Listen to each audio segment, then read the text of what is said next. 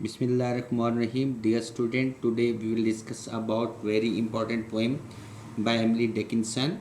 That is because I could not stop for death. That is very important poem, in particularly in our syllabus and at graduation level, and as well as MA English level. So because I could not stop for death, क्योंकि मैं मौत के लिए ना रुक सकी थी.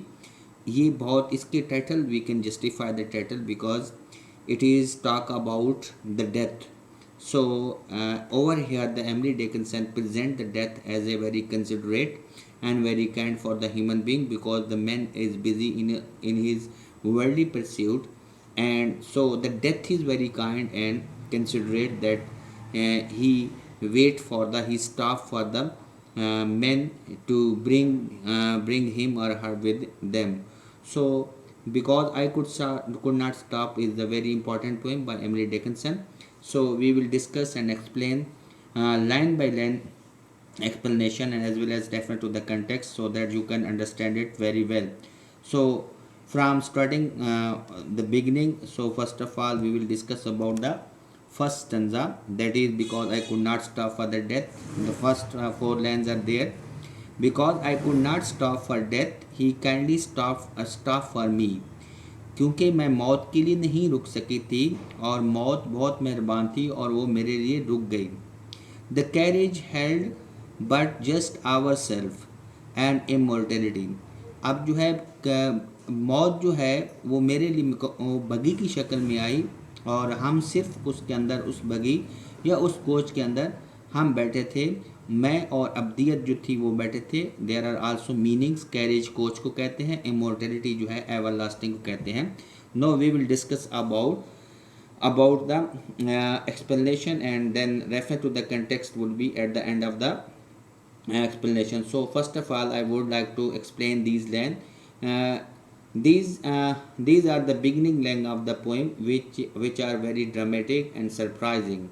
Here the poetess says that death is so considerate that it stops for human being, though they have no time for it, as the human beings are busy in their own pursuit. Man is so much busy in his own worldly pursuit that he has forgotten fundamental realities of life, of which death is one. She says that death was driving in a carriage and it invited her to sit on. She accepted its invitation as it was taking her toward the immortality.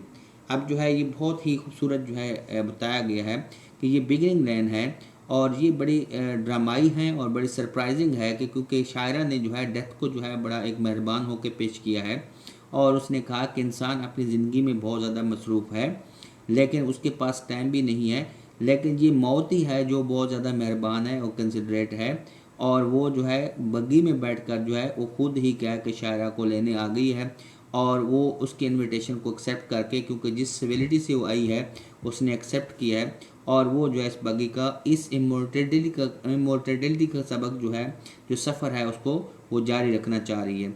So jump to the next one. Because I could not stop for death, the next four lines are there. So we will discuss about we slowly drove. वो कहते हैं कि हम जो है आस्ता से जो है हम चले थे. he knew no haste. अब जो है मौत को कोई जल्दी नहीं थी. And I had put away. और मैंने क्या है कि अपना सब कुछ वक्त कर दिया था, छोड़ दिया था, लेफ्ट कर दिया था. My labour and my leisure too. मैंने अपने काम को भी और इसके साथ साथ अपने सुकून को भी और फ्री टाइम को. फॉर इज सिविलिटी, क्योंकि वो बहुत पोलाइटनेस के साथ आई थी जिस तरह वो मुझे लेने के लिए आई थी और वो बहुत मेहरबान थी क्योंकि मैं असल रियलिटी को भूल चुकी थी और मैं क्योंकि उसको जल्दी नहीं थी, इंसान को जल्दी होती है, तो इसलिए क्या है कि मैं उसकी जो है एजाज़ में या उसकी जो है सिविलिटी में जो है मैंने अपने सारा काम और इसके साथ साथ अपने रिहाइश को भी और अपने सुकून को भी छोड़ दिया. अब हम इस लाइन्स को एक्सप्लेन करने की कोशिश करेंगे. In these line the poet says that the man is hurry but the death was not in haste. इंसान जो है वो जल्दी में था लेकिन मौत जल्दी में नहीं थी. It was driving the carriage very slowly. और वो गाड़ी को बहुत ऐसा चलाते क्योंकि जर्नी के सफ़र में वो प्रेजेंट कर रही है इसको. It was so well behave, इसलिए उसके साथ अच्छा बिहेव हुआ. And kind that she left all his works and worldly activities. उसने अपने सारी क्या है कि दुनियावी काम छोड़ लिए और काम छोड़ के उसके साथ चली गई to go with it. Actually the poetess realize the importance of the journey. Poetess क्योंकि क्या है कि इस दुनिया से अगली दुनिया का सफ़र जो है उसकी अहमियत को जानती है। Hence left all her labour and layer. वो अपने तमाम काम को और इसके साथ साथ अपने फुर्सत के लम्हात को छोड़ देती है, क्योंकि जितनी तहजीब और जितनी पोलाइटनेस के साथ मौत उसके दर पे आई थी, इसलिए वो समझती थी कि मुझे सब कुछ छोड़कर इसके साथ जाना चाहिए और अपनी सारी मसरूफियात को तर्क कर देना चाहिए।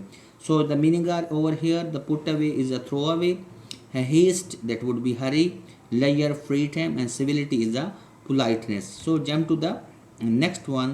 We passed the school where the children strove. हम जो है स्कूल के पास से गुजरे जहाँ पे बच्चे जो है स्ट्राइव कर रहे हैं, मेहनत कर रहे हैं, एफर्ट कर रहे हैं। At recess in the ring, recess जो है रिंग उस एक दायरे के अंदर जो है, रिसेस के अंदर ब्रेक के अंदर जो है। We pass the field of gazing grain. अब जो हम एक उस पकी हुई फसल के करीब से गुजरे। We pass the setting sun, हम जो है डूबते हुए सूरज के। तो ये लाइन जो है थोड़े सिम्बोलिकली इस्तेमाल हुई हैं, जिसमें जो है स्कूल जो है वो अर्ली स्टेज ऑफ लाइफ को ज़ाहिर किया गया इंसान के। गेजिंग फील्ड जो है वो यूथ जवानी को जो है किया गया है। And the setting sun is the last stage of the life. जिस तरह विलियम शेक्सपियर ने स्टेजेस बताई थी, इसी तरह यहाँ पे भी 3 स्टेजेस जो है वो बताई गई हैं। इसकी जो है हम डिस्कस करेंगे इन इंग्लिश, उर्दू में भी।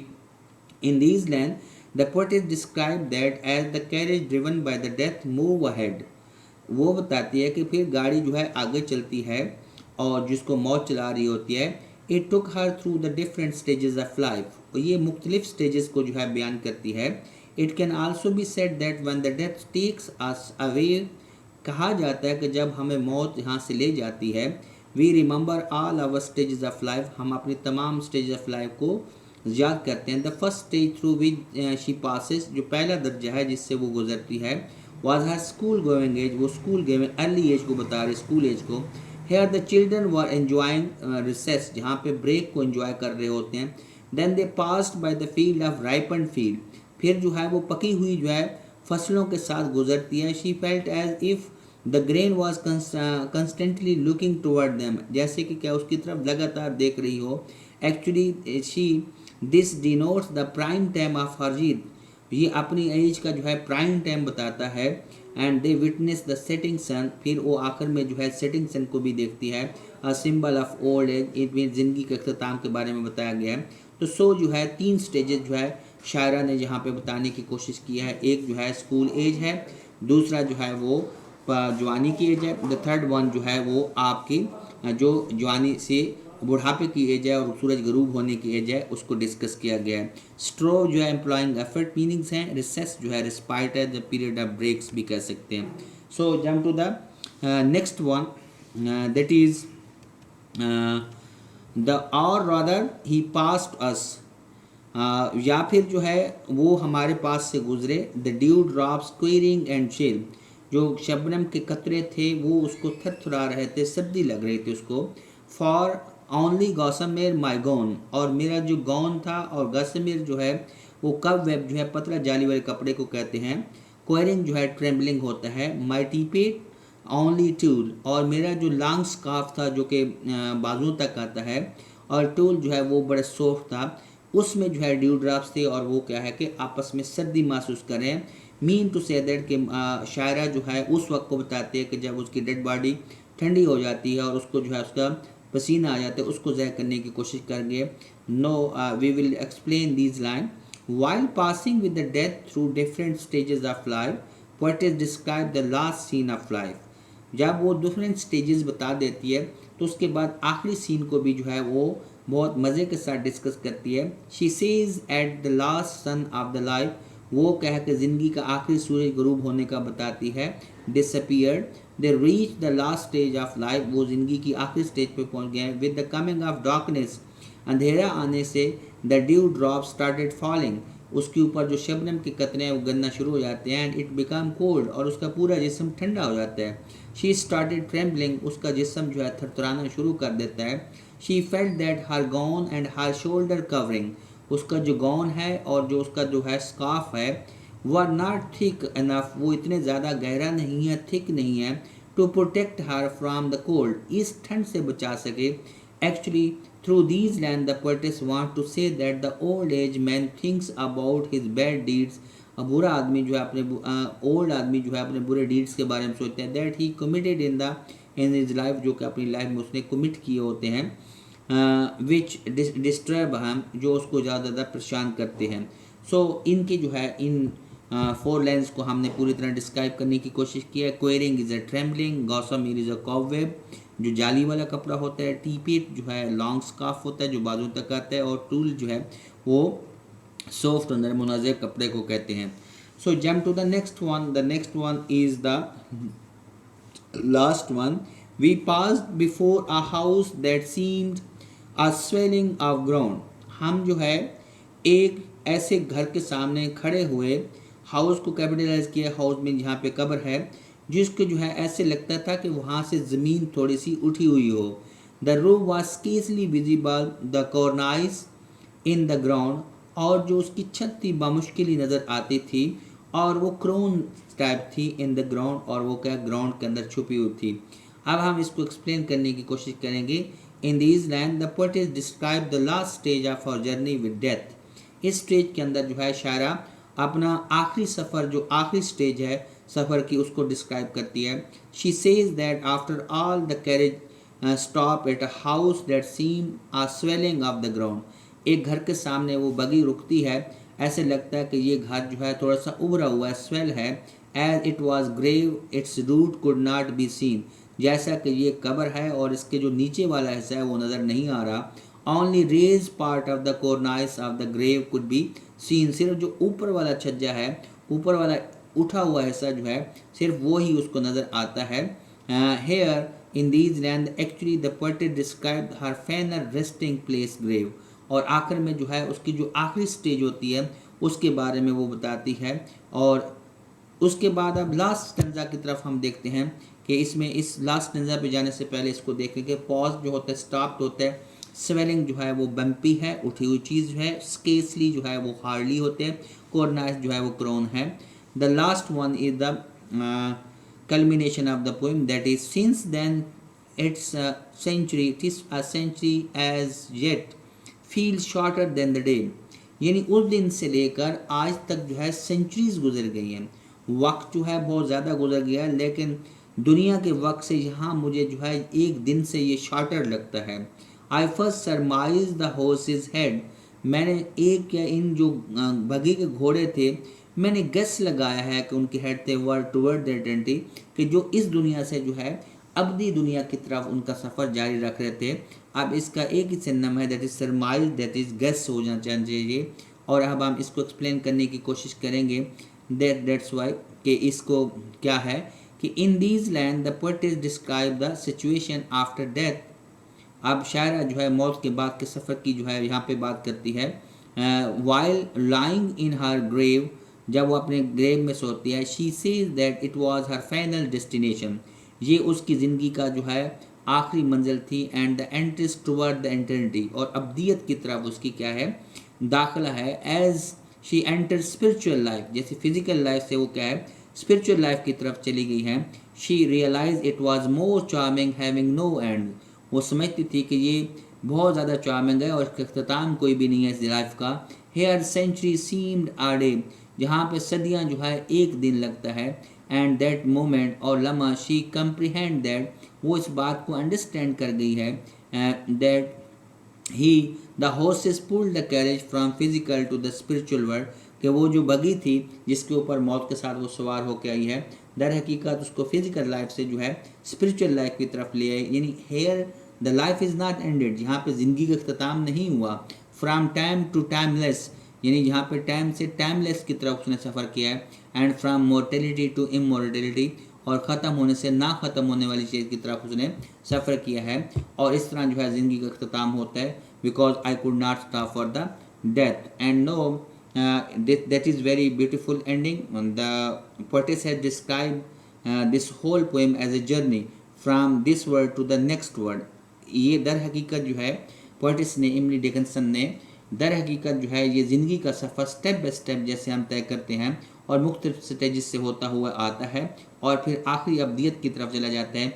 एक्चुअली इसने बड़े ही और बहुत ही फ्रेंडली और बहुत ही पीसफुल अंदाज में प्रेजेंट किया है। ऐसे फील नहीं होता कि मौत जो है वो बहुत ज़्यादा जो है हॉरिबल चीज़ है, बल्कि मौत को एक बहुत ही एक फ्रेंडली और बहुत अच्छे अंदाज में जो है रिप्रेजेंट किया गया है ताकि ईज़िली हर आदमी समझ सके। और ऐसे बताया गया कि जैसे मौत जो है एक हकीकत है और it is not a painful thing. Actually the she is represented that actually the death is a bridge between physical and spiritual life, and just you have crossed the bridge and then your physical life has been finished, then you have started your spiritual life. So उसने जो है एक bridge के काम के तौर पर किया है और एक जर्नी प्रेजेंट किया है ताकि आपको अच्छी तरह समझ आ सके। तो आपने इसको इस तरह प्रेजेंट किया है कि ये एक फ्रेंडली हो और एक हकीकत हो। तो ये हमारा जो है यहाँ पे एक्सप्लेनेशन ख़त्म हुई और एनालिसिस भी ख़त्म हुआ। अब हम जो है इसका आखिर में जो है रेफरेंस टू द कंटेक्स्ट दिया गया है इस पूरी पोएम का कि कोई भी इसमें से स्टैंजा आ जाए तो कोई भी लाइन्स आ जाए तो reference to the context would be the same and then explanation जो है अपनी अपनी इसकी हमने की हुई है। रेफरेंस देखते हैं। These line have been taken from the poem because I could not stop for death written by Emily Dickinson. आपने रेफरेंस के बाद जो है देखें कि आपका जो नाम है because I could not stop for death जो है इन्वर्टेड कामा के अंदर लिखें और written by Emily Dickinson then there will be full stop. ये रेफरेंस हो गया। कंटेक्स्ट जो है वो सारी पोएम का सेम ही होगा। तो in this poem the poetess has dealt with the death in a different manner. शायरा ने जो है मौत के साथ जो है मुख्तलिफ अंदाज में जो है वो डील किया है, बर्ताव किया है। He considered death has his friend. उसने ये सोचा है कि मौत जो है एक बहुत बड़ी फ्रेंड है। Which take us away from this temporary world to a known world that is immortal. वो हमें दर हकीकत इस दुनिया से जो है एक अननोन दुनिया की तरफ लेके जाती है जो कि ना ख़त्म होने वाली है। यानी it mean that the journey is mortal to immortal. Kind and peaceful जो कि मेहरबान है और बहुत ज़्यादा पुरसकून है।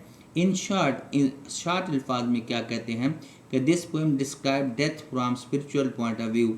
एक्चुअली जो है वो हमारे जो है जो कि स्पिरिचुअल पॉइंट ऑफ व्यू से कि वो बताती है कि हम जो है ये इधर का जो सफ़र है फिज़िकली वो हम जो है स्पिरिचुअल लाइफ की तरफ जाता है। सिंपल बात है। She consider it the physical life crosses to the bridge that brings you into the permanent life that is endless, mean to say time to timeless life। यानी जहाँ पे जो है टाइम की वैल्यू है, एक टाइम है, एक लिमिट है लाइफ का, लेकिन इस ट्रांसफर अस टू टाइमलेस और ये हमें टाइमलेस करती है। Thank you so much for watching my channel. Allah Hafiz. We will discuss a next poem in my next lecture. If you have any question regarding this poem and as well as the other poem, if you have any suggestion for the betterment of this channel and as well as for this production, you may also write by email. Over here the email is written rahmanjeng@gmail.com and my contact number is also there 0 plus 923314471436 is there. So you can also email and as well as you can also send me your WhatsApp message. I can receive it, I can reply it for the betterment of this channel. So I am working on not only on literature but also as well as linguistic. So support me and subscribe my channel and like all the comments and write your comments so that this will encourage me and I will do better. Thank you so much. Assalamu alaikum.